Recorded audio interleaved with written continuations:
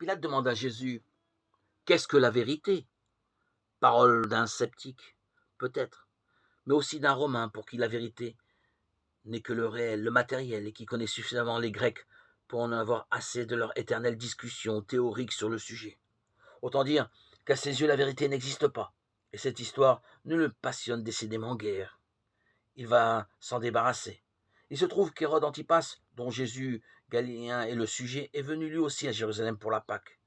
Pilate ne l'aime pas, peut-être, car selon une thèse minoritaire, cette affaire est postérieure à l'exécution de Jésus, à cause d'une histoire de bouclier portant le nom de l'empereur, déifié, que le procurateur avait fait poser au mur de la ville, ce qui avait déplu aux Juifs aux côtés desquels Hérode s'était rangé. Et Pilate avait dû capituler.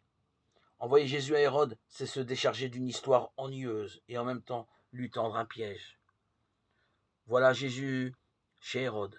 Il passe de main en main, jouet de toutes les cruautés, conscientes ou inconscientes, victime de toutes les haines, de tous les calculs, de toutes les bêtises. Hérode Antipas qui est hanté encore par le souvenir de l'assassinat de Jean le baptiseur, au point d'avoir cru que celui-ci est ressuscité en Jésus, désire depuis longtemps voir celui-ci.